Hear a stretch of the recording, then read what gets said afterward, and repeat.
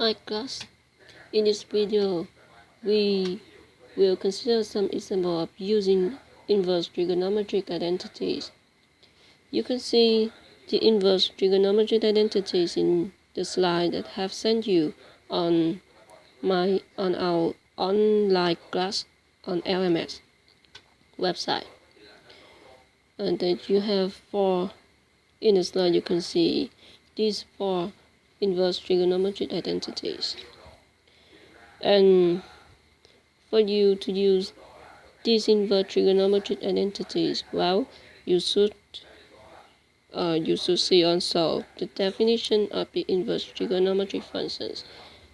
And these definitions also have in the slide. You can see them.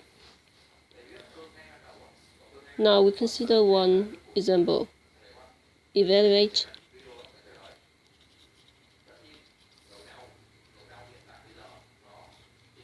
the psi of the value of the inverse function of psi is 0.2. Yes. Psi of psi to the power 1, 0.2, or psi of psi at 0.2. What is it? So what is it?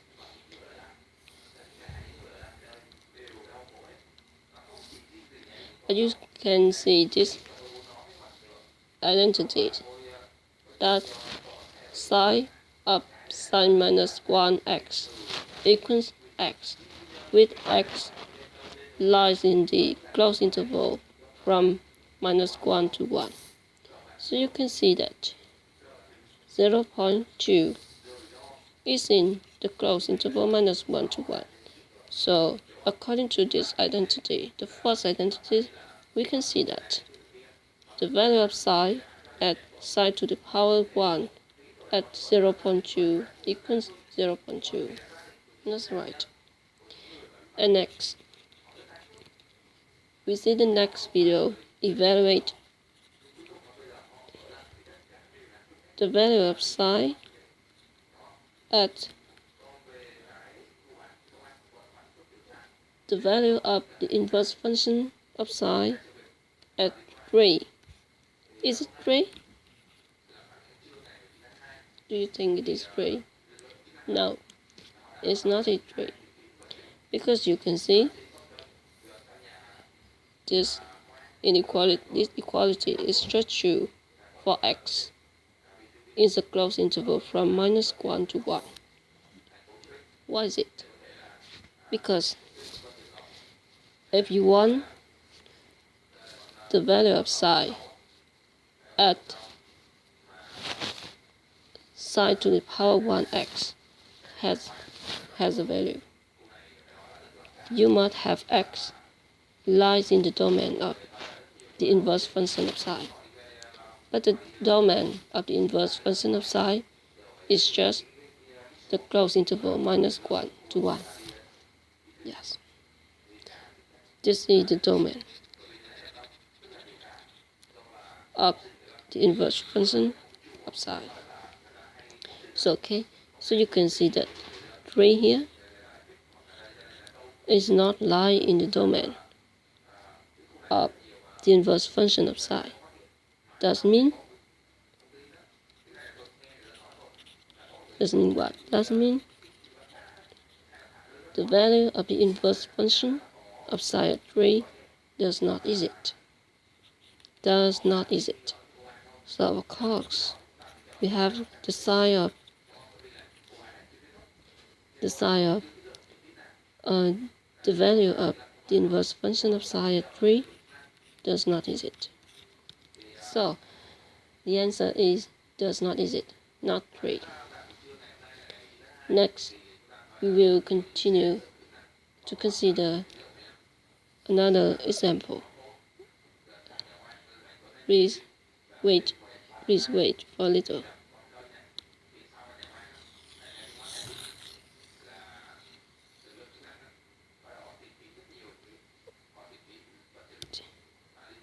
Okay, now continue.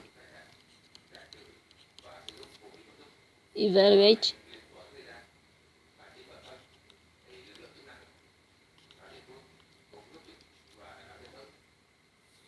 the value of the inverse function of psi at psi 0.3.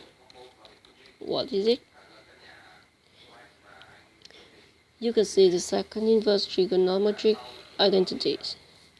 Thus, arc psi y is when y lies on the closed interval from minus pi over 2 to pi over 2. And of course, 0.3 is in this closed interval. So you can see that the value of the inverse function of psi at psi 0.3 is just 0.3. Okay. We consider the next example by the value of the inverse function of psi at psi 3. Is it 3? Yes. The question, is it 3?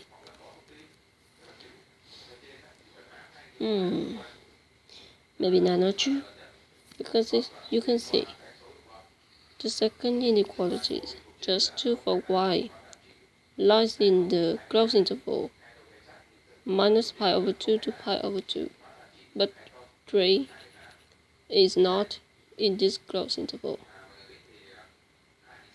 But is the value, is it? Does the answer is does not, is it? Like the upper example? No, maybe not. In this situation, the value is, but what is it? Why I say that the value is it? I say that this value is it. But why is it?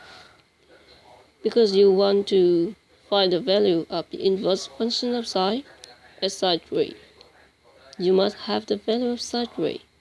And of course, psi has a value at 3. Yes. Psi 3. Okay. Psi has a value of 3. And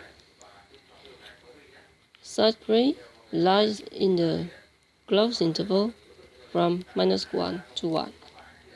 That means the value of the inverse function of psi at psi 3 is the 5. It's easy 5. And we can now find it. How can to find it? We can use this. We can use the second identities. Okay? But to use the second identity, we must have y lies in the closed interval from minus pi over 2 to pi over 2. And then we must try to change 3 to be another value. Yes, to another value, to other values that lies in this closed interval. We can use the properties of psi function.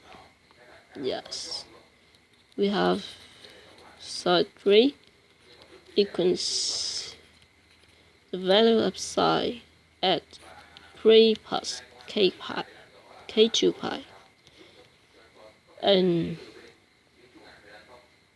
what to do here is choose the value of k so that 3 plus k2 pi lies in the closed interval from minus pi over 2 to pi over 2. So can you choose k? We can test. Of course, k is not 0. K is 1. That's not right. How about k is 2?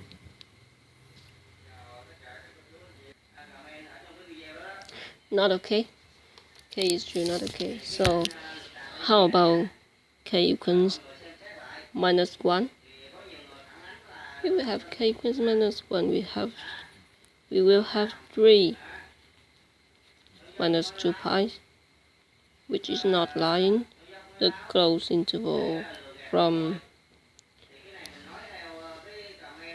minus pi over 2 to pi over 2. So so this direction is not okay.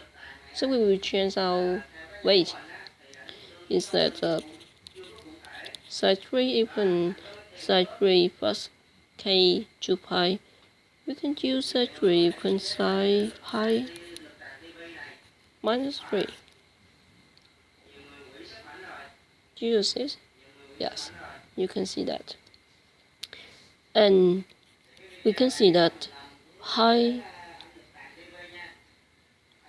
minus 3, pi minus 3 lies in the closed interval minus pi over 2 to pi over 2. Oh, so that should be okay here? Yes. So we can use these equalities. Now we continue to we can use these equalities, and then we write again for clearly. Just wait a little. Erase it.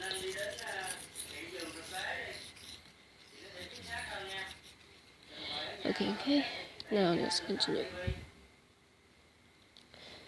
First, we have side 3 equal side pi over 3. Okay, so we have the value of the inverse function of sine at side 3 equals the value of the inverse function of sine at sine pi minus 3. And of course this value is pi minus 3 because pi minus 3 lies in the closed interval minus pi over 2 to pi over 2. And we have finished evaluating the value of the inverse function sine at side 3. That will be pi over 3. Yes. Our video is closed here. Stop here. If you have any questions, you can comment below the video. I will answer.